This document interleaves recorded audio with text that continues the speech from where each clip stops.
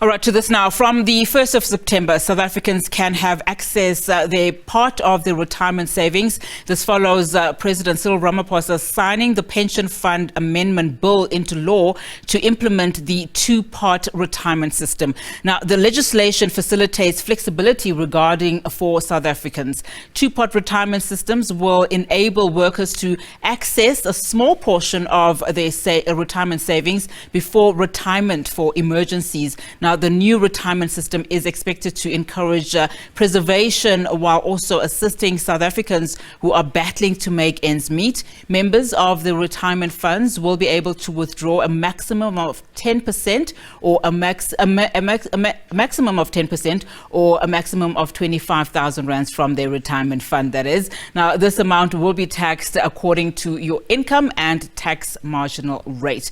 Well, SABC News reporter Katlego Legodi joins me now to unpack all of this and, of course, what we can expect. A very good afternoon to you, Katlego. So, of course, it's seemingly all systems go for the system to be implemented, but I seem to think that there's still a lot of confusion in terms of, what does it actually mean, for a lot of South Africans. But before we talk about that, let's start about, when it all began and why the need to allow, South Africans to access a portion of their retirement.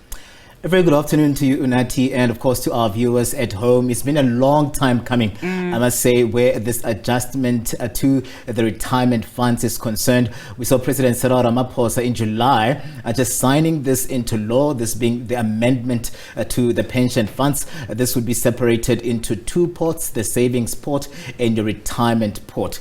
And this is where then it would allow for South Africans, those that are really workers that are within this space, to come through and withdraw a portion of their retirement fund, which is something that was not the case in the past. So since then, since the 21st of July, when this was signed into law, the amendment was, more or less given the green light by the president.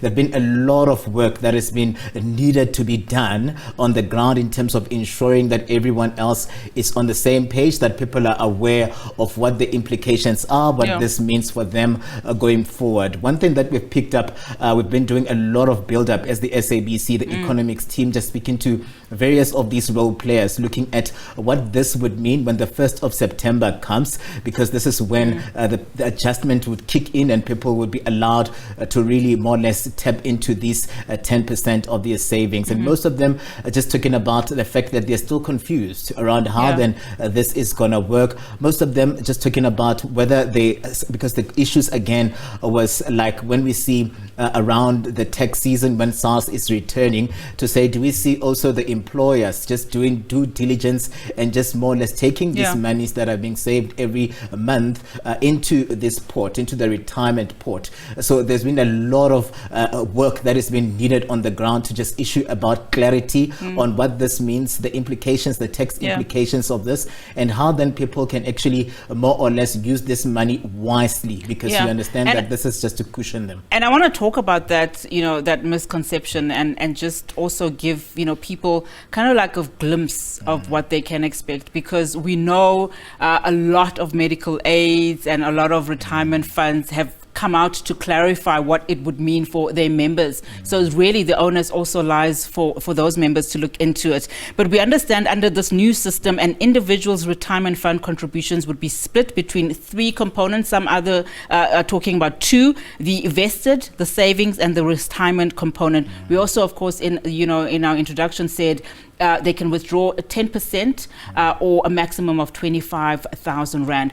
What this does, it does allow for flexibility, just given where we are in our economy as a country, but also the concern that, this may not be used as a form of emergency. What are you hearing on the ground from the people, the workers themselves?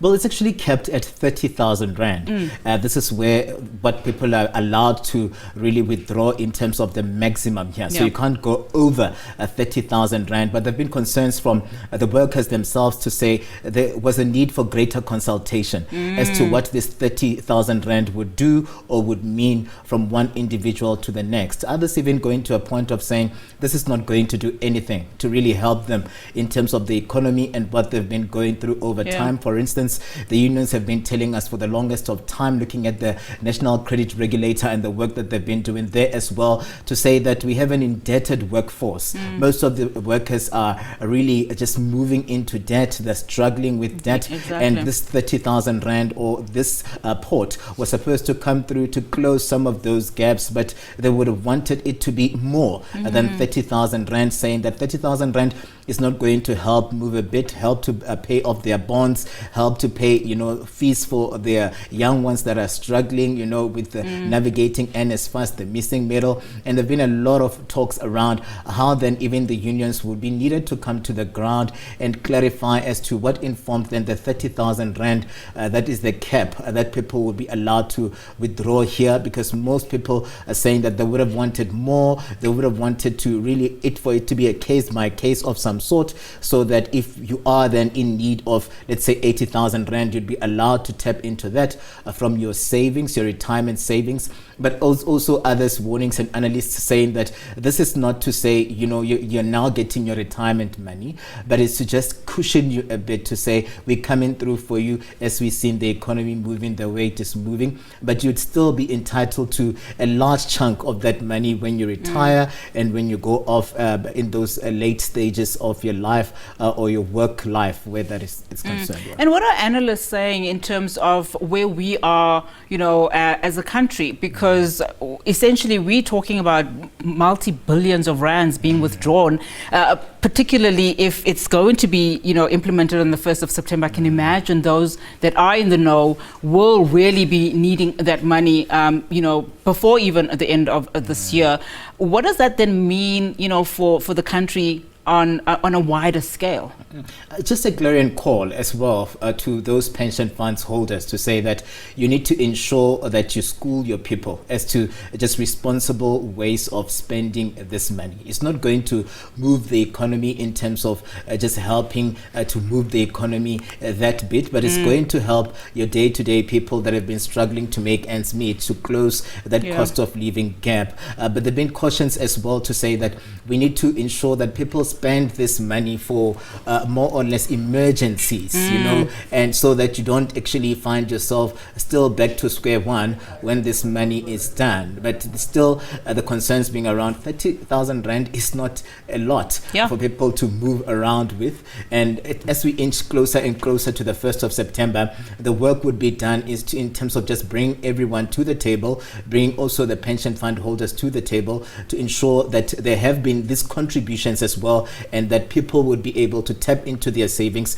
because then the employers and the corporates have been doing their bit as well to ensure that these contributions get to where they're supposed to go. Well, I wish that happened a few months ago in terms of, those clarifications, because a lot of people, as you rightfully say, are still in the dark in terms of what it really means when it comes to bread and butter issues. But Katlego, thank you so much for that and for giving us that update. Well, that was SABC news reporter Katlego Legodi, just unpacking the two-part system.